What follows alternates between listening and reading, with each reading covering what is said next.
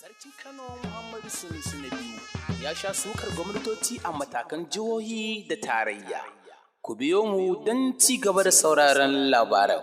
Kar ku manta da yin subscribing akan channel ɗinmu mai suna Masarauta TV.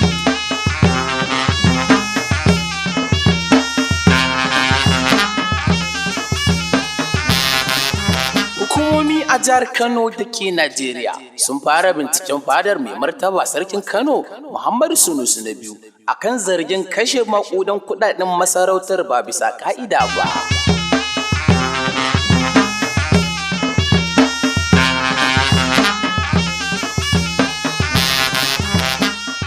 Shugaban hukumar yaƙi da cin hanci ta jihar Kano, Muhi Magaji, ya shaida wa kafafen sada labarai akan cewa sun samu ƙorafe-ƙorafe daga wajen jama'a kan zargin kashe kudaden asusun fadar da ke masarautar jihar Kano da ake zargi daga shekarar 2015.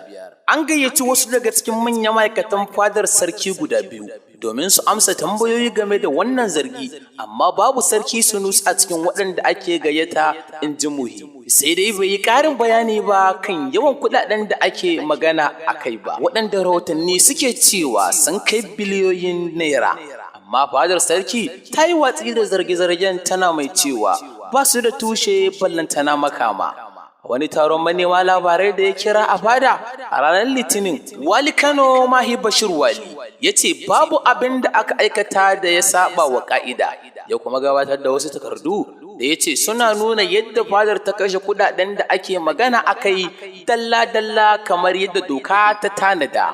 Sannan ya ce fadar za ta bayar da haɗin kai ga binciken da hukumar yaƙi da cin hanci ta jihar Kano ta fara.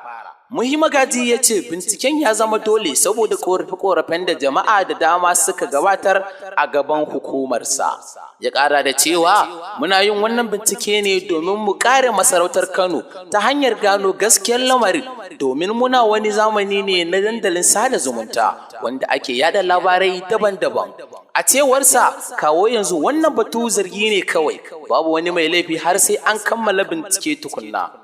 Babu siyasa a cikin batun. Binciken shine irin nasa farko a masarautar Kano a cikin gwamnan shekaru. Sai dai hakan na zuwa ne 'yan makonni bayan Sarki Sunusi ya soki matakin da gwamnatin jihar ta Kano ta ɗauka na karɓar bashin kusa da dala biliyan 2 daga ƙasar China domin gina layin dogo. Ko da yake hukumar ta musanta cewa binciken da take yi bitar kulli ne, siyasa ne kawai.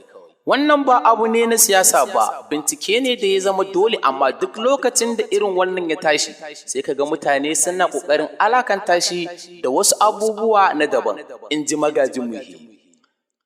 Ya ƙara da cewa mun binciki mutane da dama, ciki har da waɗanda suke da kusanci da gwamnan jihar Kano da manyan ma'aikatan gwamnati. Sarki Sunusi, wanda shi ne tsohon gwamnan babban bankin Najeriya, yana shigar ƙasaita da hawa motocin alfarma, kuma yana da matuƙar faɗa aji musamman a tsakanin al'ummar musulmi. Tsohon shugaban Najeriya Goodluck Jonathan ne ya cire shi daga matsayinsa na gwamnar babban banki bayan ya yi zargin cewar gwamnati ta yi almuzaranci da biliyan daloli. Ya ci gaba da janyo cece-kuce har bayan da ya zama sarki. Ya soki gwamnatin jihar Kano kan karɓar rancen dala biliyan 2 daga China domin gina layin dogo. Don haka sai ku ci gaba da sauraron mu a gidan wannan tasha mai suna Masarauta TV, sannan kar ku manta da yin subscribing akan channel ɗinmu domin samun ingantattun labaran duniya da ma masarauta. Bye.